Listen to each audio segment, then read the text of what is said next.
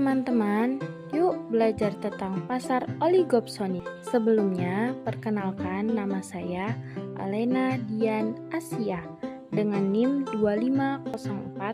2504020256 dari Prodi Manajemen Fakultas Ekonomi dan Bisnis Maritim. Yuk langsung masuk ke materinya. Pengertian pasar oligopsoni.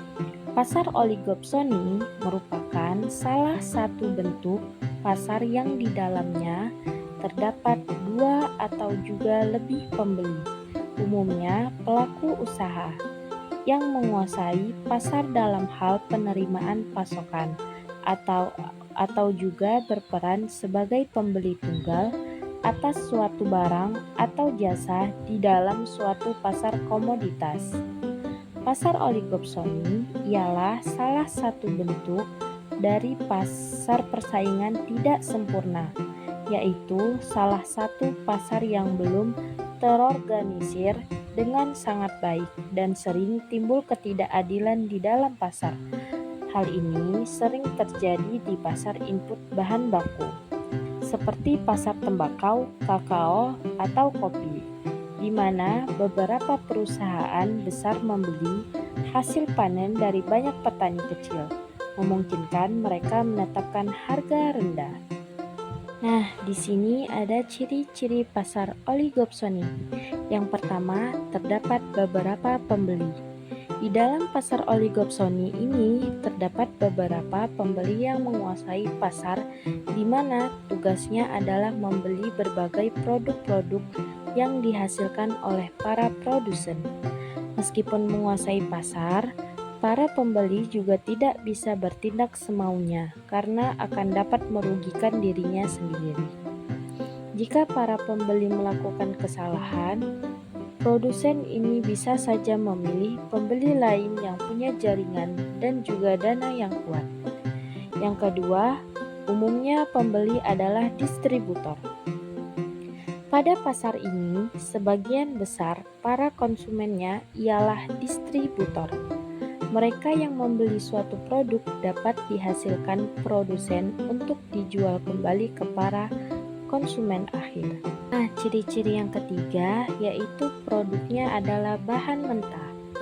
Semua produk yang dijual di pasar ini adalah produk mentah atau bahan setengah jadi yang harus diolah agar dapat digunakan. Para pembeli kemudian mengolah bahan mentah tersebut dan menjualnya ke konsumen akhir. Ciri-ciri yang keempat yaitu harga produk cenderung stabil. Di dalam pasar oligopsoni, para produsen dan konsumen saling memiliki ketergantungan satu sama lain, sehingga ketika para produsen menaikkan suatu harga, maka konsumen akan berpindah ke para produsen lain yang menawarkan harga lebih murah. Saat terjadi masalah perekonomian, misalnya terjadi suatu inflasi atau deflasi, maka para pihak produsen dan konsumen akan sama-sama menanggungnya. Nah, ciri-ciri yang kelima yaitu jenis barang sedikit. Produk di pasar oligopsoni ini biasanya adalah komoditas, misalnya cengkeh, padi, susu sapi, dan lain-lain. Namun, pasar ini terbentuk berdasarkan potensi yang ada di suatu daerah. Misalnya saja, potensi di suatu daerah ialah cengkeh, maka pasar oligopsoni di daerah tersebut dapat dikuasai oleh cengkeh saja. Yang keenam, ciri-ciri yang keenam ialah pendapatan merata. Pendapatan para penjual di pasar ini cenderung merata karena di pasar ini tidak terjadi monopoli ataupun penentuan secara semena-mena. Berikut kelebihan pasar oligopsoni. Yang pertama, Hak-hak produsen terlindungi dengan baik meski pembeli berperan sebagai penguasa. Hal ini bisa terpenuhi karena terdapat beberapa pembeli, sehingga ketika penjual merasa dirugikan, maka ia bisa berpindah ke pembeli lain. Yang kedua, pembeli tidak bisa bertindak semaunya. Meski bisa menentukan harga, pembeli harus menyesuaikan harga dengan barang yang dibeli agar produsen mau menjual kepadanya. Yang ketiga, meski masih belum terorganisir dengan baik, tapi umumnya pasar ini mengedepankan keadilan, menghindari kecurangan, dan tidak menyalahgunakan kebebasan. Berikut kekurangan pasar oligopsoni. Yang pertama, kualitas produk kurang terjaga dengan baik karena penjualan cenderung mudah. Produsen kurang memperhatikan kualitas karena terdapat beberapa pembeli besar dan mudah menjual produknya sehingga kualitas kurang terjaga.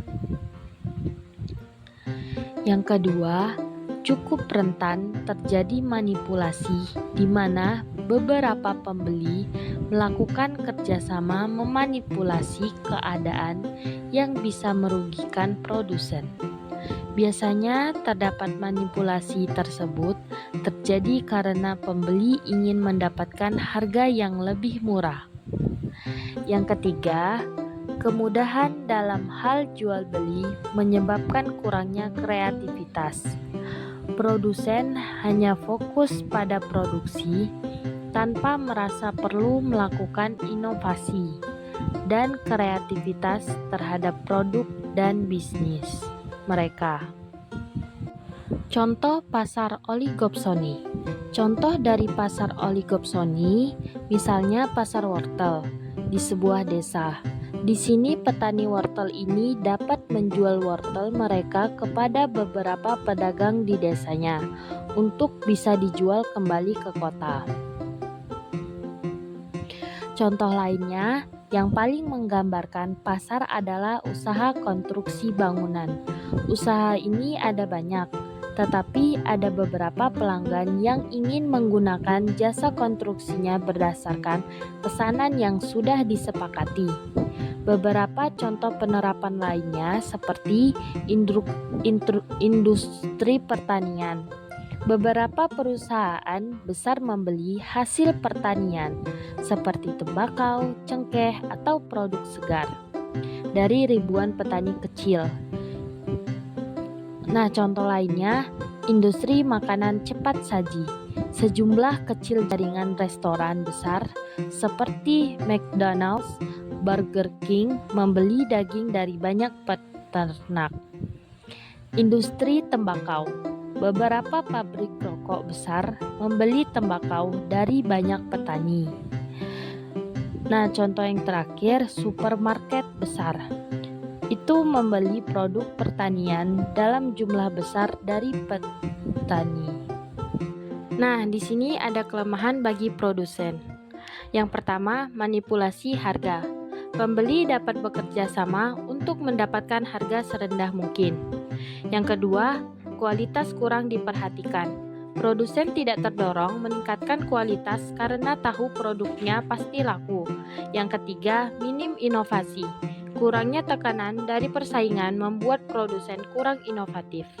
Kurva oligopsoni. Kurva oligopsoni menggambarkan kondisi pasar dengan beberapa pembeli, oligopsonis, dan banyak penjual, di mana pembeli memiliki kekuatan signifikan untuk memengaruhi harga, menekan ke bawah, sehingga kurva permintaannya bukan sekadar kurva permintaan pasar biasa, melainkan kurva permintaan yang dihadapi oleh pembeli-pembeli tersebut yang menunjukkan daya tawar mereka yang kuat terhadap para petani atau produsen.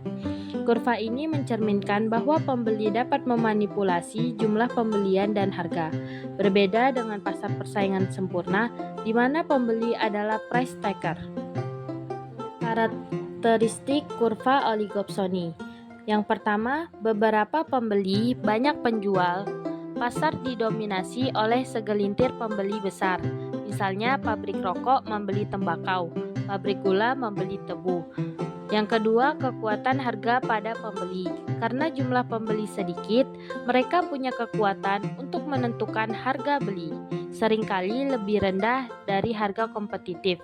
Yang ketiga, kurva permintaan dan kurva penerimaan marginal. Kurva permintaan di sini adalah kurva penerimaan produk marginal bagi pembeli, yang biasanya lebih rendah dari kurva penawaran, karena pembeli menekan harga. Yang keempat, kurva biaya pembelian marginal. Kurva ini berada di atas kurva penawaran dan kurva permintaan, menunjukkan biaya tambahan untuk membeli unit barang tambahan, yang juga dipengaruhi oleh kekuatan pembeli. Yang kelima, titik keseimbangan. Pembeli akan membeli pada kuantitas, di mana BFM memotong D, dan harga yang dibayar ditentukan dengan melihat ke kurva penawaran pada kuantitas tersebut. Contoh visual secara konseptual, yaitu bayangkan kurva penawaran S naik dari kiri bawah ke kanan atas.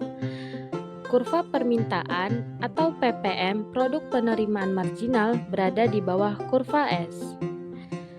Kurva biaya pembelian marginal BFM berada di atas kurva S. Yang terakhir, pembeli akan memaksimalkan keuntungan dengan membeli pada titik potong BFM dan D. Lalu harga yang dibayar P dilihat pada kurva penawaran S. Intinya, kurva oligopsoni menunjukkan bagaimana kekuatan pasar yang terpusat pada pembeli membentuk harga dan kuantitas di pasar komoditas pertanian atau bahan mentah. Sekian dan terima kasih sudah menonton. Wassalamualaikum warahmatullahi wabarakatuh.